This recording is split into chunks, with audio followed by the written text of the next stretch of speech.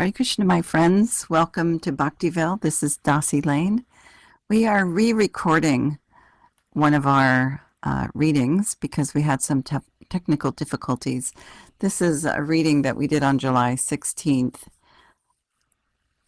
We'll be continuing, and so I'll just go over what we did then for this new recording. So we keep it all in a series. So continuing our reading of the teachings of Lord Caitanya, we'll take a brief look at Lord Caitanya's Shikshastika, verse number 7, then read from the teachings of Lord Caitanya, the 1968 original edition. We are on PDF page 73 in chapter 1. Please see the link below to download the version that we're reading. All right, so verse number 7 of the Shikshastika, translated by Srila Prabhupada. Oops, all of a sudden I'm in the wrong place. Translated by Srila Prabhupada is this. O Govinda, feeling your separation, I am considering a moment 12 years or more, and tears are flowing from my eyes like torrents of rain. I am feeling all vacant in the world in the absence of you. So Bhaktiville wrote a book about Shikshastikam. And in his reflection on this verse number 7, the question for him was, what are the internal symptoms of perfection? So this verse it describes both abhideya, which is the process of devotional life, the nuts and bolts, and prayojana, the ultimate goal of one's devotion. The symptoms mentioned here are ecstatic love, this perfection, are described as including all other forms of transcendental bliss. And what if we don't have these symptoms? What if we've never seen Krishna? What to speak of miss him? Bhaktivinoda Thakur describes in the following verse that I'll read from his Gitavali what happens as we immerse ourselves in this devotional path of Bhakti Yoga. So the Gitavali is a song that Bhaktivinoda Thakur wrote. And he says, while repeatedly chanting the holy name of Sri Krishna, I was overtaken with a most astonishing condition. The realization that I am the eternal servant of Lord Krishna began to manifest within my heart. Because my attention has been diverted from Sri Krishna, I have been bound in the dreadful grip of Maya, or delusion. Thus, I am suffering from various kinds of miseries in this material world. Now, this material world no longer holds any attraction for me. Where shall I go now? What shall I do? Where will I meet Sri Krishna? Without seeing him, I can get no relief. This has become a great anxiety. As I cry repeatedly, the tears are flowing from my eyes in an incessant downpour, like rain falling from the clouds in the monsoon season. In separation from Sri Govinda, a single moment appears like hundreds of millenniums. O Sakhi, friend, now I cannot tolerate separation from Sri Govinda.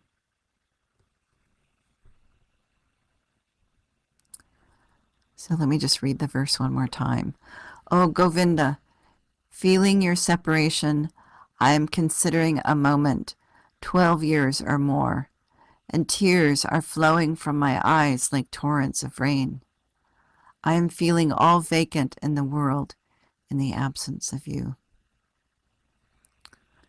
Jai. So these are the only written verses we have from Lord Caitanya, and they embody our whole philosophy from verse 1 through verse 8. You know, the beginning, the core teachings, and the goal. So it's quite a treasure trove, even though it's such a small amount.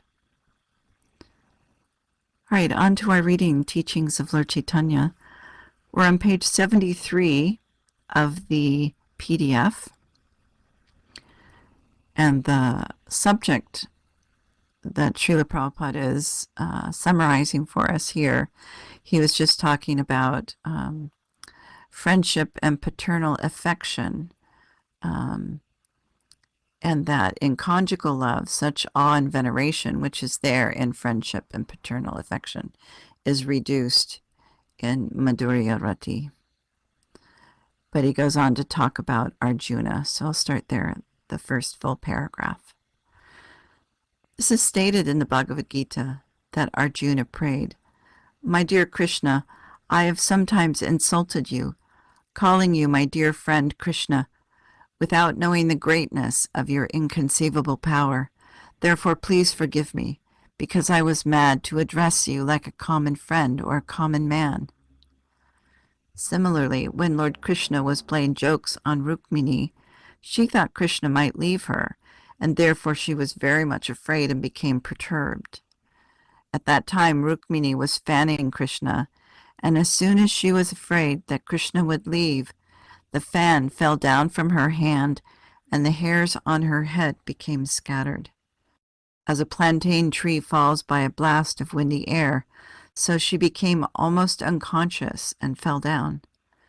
But so far as Yashoda, Krishna's mother in Vrindavan, is concerned, it is stated in the Srimad Bhagavatam, 10th canto, 8th chapter, 36th verse, that the personality of Godhead, who is worshipped by all the Vedas and Upanishads and the Sankhya system of philosophy and all such authorized scriptures, that personality of Godhead was accepted as if born in her belly. In the same Srimad Bhagavatam, 10th canto, 9th chapter, 12th verse, it is stated that Mother Yashoda bound the boy Krishna with a rope, as if he was the son born of her body, and appeared just like an ordinary child with a material body. Similarly, the description of Krishna's being treated as an ordinary man is given in the Srimad Bhagavatam, 12th canto, 18th chapter, 24th verse. When he was defeated by his friends, the cowherd boys, Krishna carried Sridham on his shoulders. That was the bet. Who won? Who lost? That one. Similarly, regarding the gopis' dealings with Sri Krishna in Vrindavan, it is described in the Srimad Bhagavatam, 10th canto, 30th chapter, verses 36 through 38 as follows. When Sri Krishna took away Srimati Radhika alone from the group of the Rasa dance, at that time Srimati Radhika thought that Krishna had left all the other gopis. Although they are equally beautiful, he satisfied her in this way. With pride, she began to say, "My dear Lord, Krishna has left the beautiful gopis, and he is satisfied with me alone." She thought like that and felt pride. Addressing Krishna in the forest, she said, "My dear Krishna, I am unable to move anymore. Now, if you like, you can take me anywhere as you desire." When Radhika requested Krishna in such a way, Krishna replied, "You'd better come to my shoulder." And as soon as he said this, he disappeared from the scene, on which Srimati Radhika repented very much. When Krishna disappeared from the scene of the rasa dancing, all the gopis there began to repent, saying, "Oh, my dear Krishna, we have come here, leaving aside our husbands, sons, relatives, brothers, and friends. Neglecting their advice, we've come to you, and you know better what is the reason for our coming here. You know that we are captivated by the sweet sound of your flute, and therefore we have come. Oh, you are so cunning that at this dead of night you have left girls and women like us. It is not very good for you."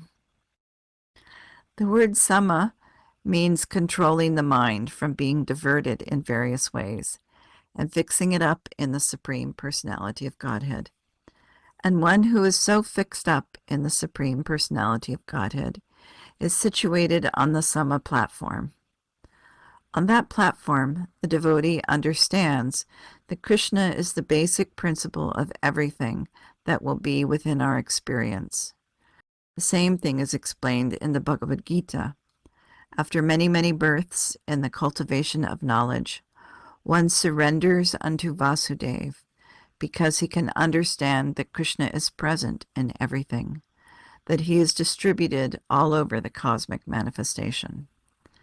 Everything is under the control of the Supreme Lord, and everything, being situated in his energy, is different from Krishna in his personal form.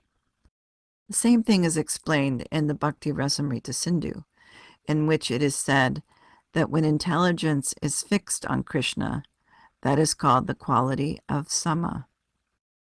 This is spoken by the Supreme Personality of Godhead, Samo Manish Tata Buddhi, that without being elevated to the platform of Shantarati, nobody can be fixed in knowing the greatness of Krishna, the diffusion of his different energies, which are the cause of all manifestation. Same thing is further explained in the Srimad Bhagavatam, 11th canto, 19th chapter, 33rd verse. Equilibrium of the mind can be achieved by one who has fixed his conclusion on the Supreme Personality of Godhead as the original source of everything. And when one can control his senses, that is called Sama. When one is ready to tolerate all kinds of suffering for controlling the senses and to keep the mind in equilibrium, that is called Titiksha, or tolerance. And when one can control the urges of the tongue and the genital, that is called Driti. From Driti, one becomes Dhira, the pacified. A pacified person is never disturbed by the urges of the tongue and genital. If one can fix up his mind in Krishna without any deviation, such as steadfast position in Krishna consciousness, it is called Shantarasa. In Shantarasa, two things are visible: unflinching faith in Krishna and cessation from all material desires. Specific qualities of Shantarasa, unflinching faith in Krishna, and withdrawal from all kinds of desires which are not in connection with Krishna, are common factors in all the other rasas as well. Just like sound vibration is generally present in all other elements, namely air, fire, water, and earth. Sound vibration is produced from the sky, so this sound is present in all other elements. Similarly, the qualities of Shantarasa, unflinching faith in Krishna, and desirelessness towards anything which is not Krishna, these two qualities are present in other transcendental relationships, such as dasya, servitorship, sakhya, fraternity, vatsalya, paternal affection, and the madhurya rasa, conjugal love. When we speak of non-Krishna, it does not mean that anything exists without Krishna. There cannot be anything non-Krishna, because everything is a product of the energy of Krishna. And Krishna and his energies being identical indirectly, everything is Krishna.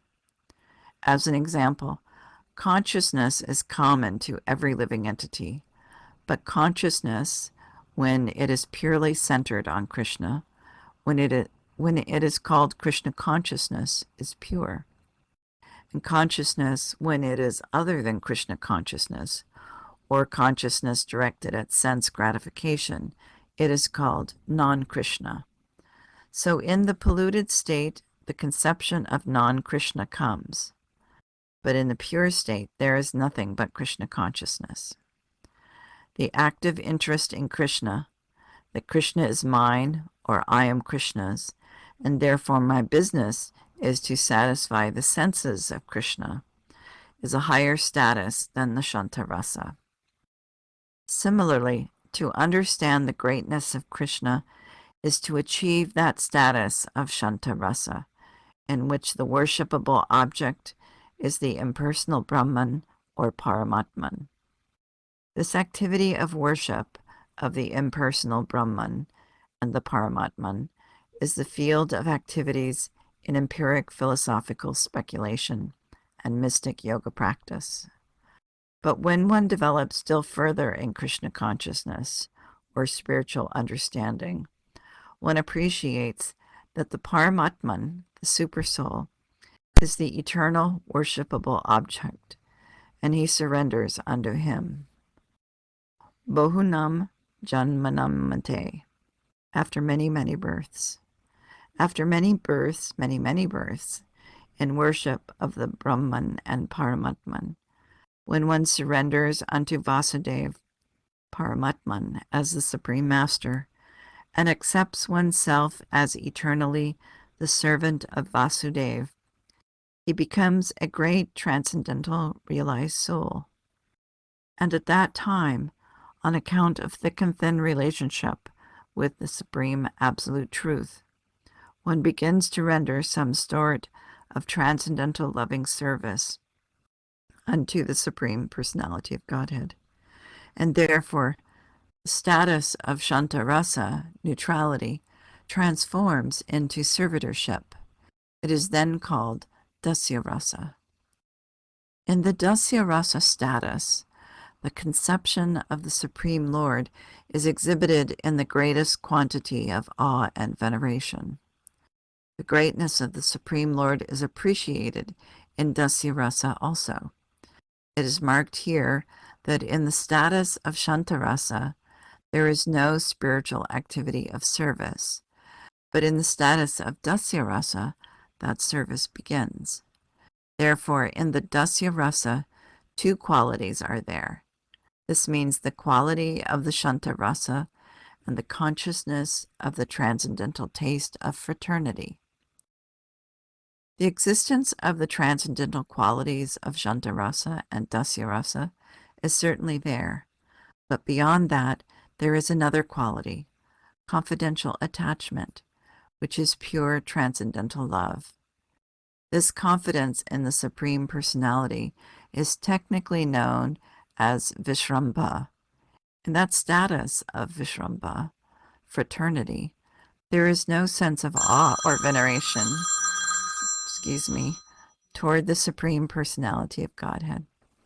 As such, in the transcendental relationship of Sakya Rasa, there are three transcendental qualities: the sense of greatness, the sense of kinship, and the sense of intimacy, without any impression of awe or veneration.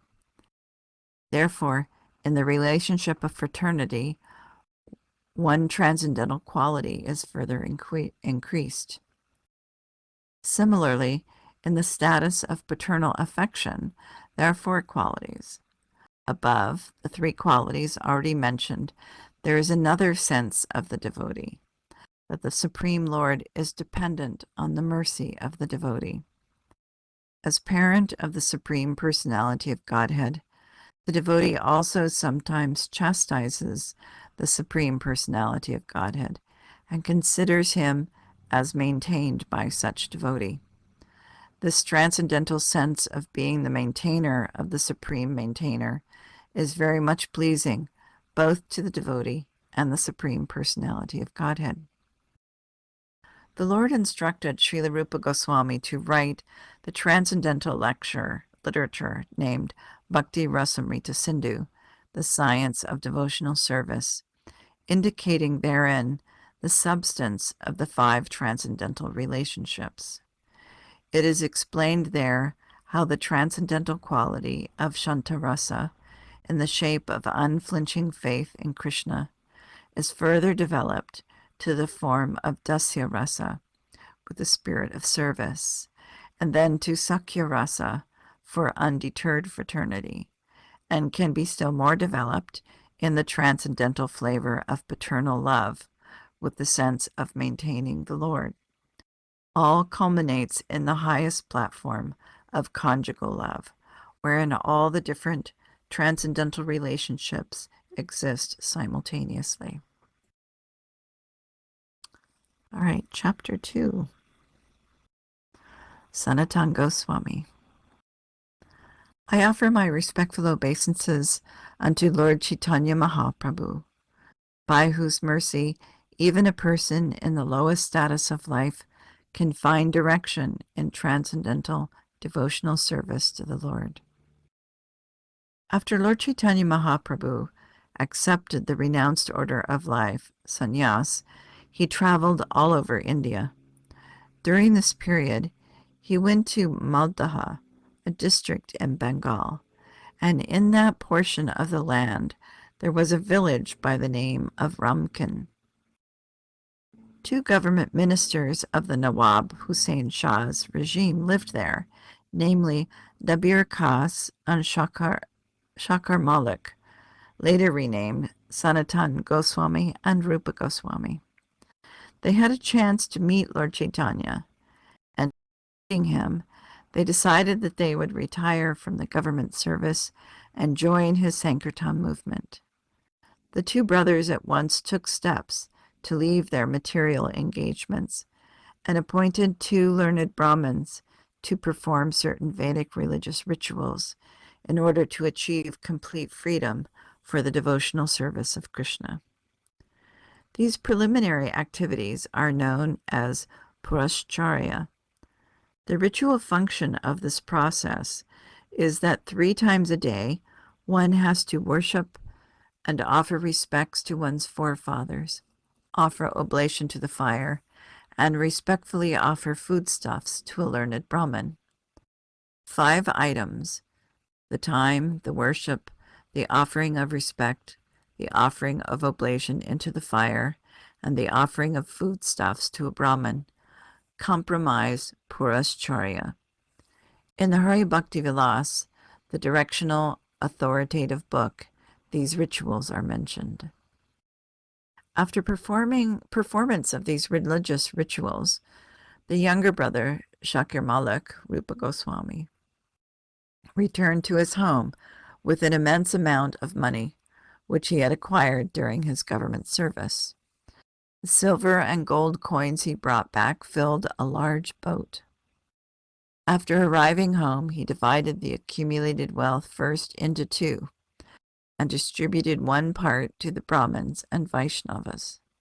Thus, for the satisfaction of the Supreme Personality of Godhead, he distributed 50% of his accumulated wealth to persons engaged in the Supreme Lord's transcendental loving service. The Brahmins are meant to understand the absolute truth, and thereafter, when one is actually engaged in the loving service of the Lord, he is called a Vaishnava.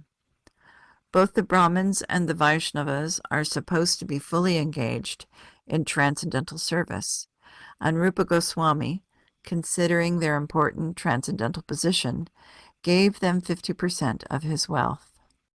The balance was again divided into 2. 1 part he distributed to his relatives or dependent family members, and the other he kept against personal emergency. This distribution of personal wealth is very instructive for all who desire to be elevated to the advancement of spiritual knowledge. Generally, a person bequeaths all his accumulated wealth to the family members and then retires from family activities for progress in spiritual knowledge. But here we find the exemplary behavior of Rupa Goswami. He gave 50% of his wealth for spiritual purposes. This should be the example for every one of us. The 25% of his accumulated wealth, which he kept against personal emergency, he deposited with a good business firm, since in those days there were no banks. Another 10,000 coins were deposited for expenditures by his elder brother, Sanatan Goswami. Rupa Goswami at this time received information that Lord Caitanya Mahaprabhu was preparing to proceed towards Vrindavan from Jagannath Puri. He sent 2 messengers to receive actual information of the Lord's itinerary, and he made his own plans to go to Mathura to meet the Lord there. It appears that Rupa Goswami got permission to join Lord Caitanya, but Sanatan Goswami did not. Therefore, Sanatan Goswami entrusted his responsibility in the government service to his immediate assistants, and he remained at home to study Srimad Bhagavatam. He engaged some 10 or 20 learned Brahmins and began an intensive study of Srimad Bhagavatam in their company. While he was thus engaged, he submitted sick reports to the Nawab, but the ruler was very anxious for his advice in government matters, and therefore he suddenly appeared one day at Sanatan Goswami's house. The Nawab entered the assembly of Sanatan Goswami and the Brahmins, and out of respect, all of them stood up to receive him, and they offered him a place to sit. The Nawab said, actually here in Bhaktiville, we have a picture of that. Nope. We did. There it is. Picture. So the Nawab said, "You have submitted sick papers, but I sent my physician to see you, and he reported that you have no illness. I did not know why you were submitting sick reports and not attending to your service, so I have personally come to see you, and I'm much perturbed by your behavior. As you know, I completely depend on you and your responsible work in governing. I was therefore free to act in other matters because I was depending on you. But if you do not join me, your past devotion will be spoiled. Now, what is your intention? Please tell me." On hearing this, Sanatan Goswami replied that he was unable to work anymore, and it would be very kind if the Nawab if he appointed somebody else to execute the work that was entrusted to him. The Nawab became very angry at this and said, "Your elder brother lives like a hunter, and if you also retire from the administration, then everything will be finished." It is said that the Nawab used to treat Sanatan Goswami as a younger brother. The Nawab was engaged in conquering different parts of the country, and he was also engaged in hunting, and therefore he depended more or less on Sanatan Goswami for administration, and so he pleaded with him, "If you also retire from the government service, how will the administration be run?" Sanatan Goswami replied very gravely, "You are the governor of Goda, and you punish different kinds of criminals in different ways. So you are at liberty to punish anyone according to his activity." The purpose of his reply was that the governor was engaged in hunting animals and killing men to expand his kingdom. So let both of them suffer according to the acts they were performing. The Nawab was intelligent, and he understood Sanatan Goswami's purpose, and left the place in an angry mood. Shortly afterward, he went off to conquer Orissa and ordered the arrest of Sanatan Goswami until he returned. So we'll stop there, and the next recording will pick up from here. I hope you're all well. Take care, everyone. Hare Krishna.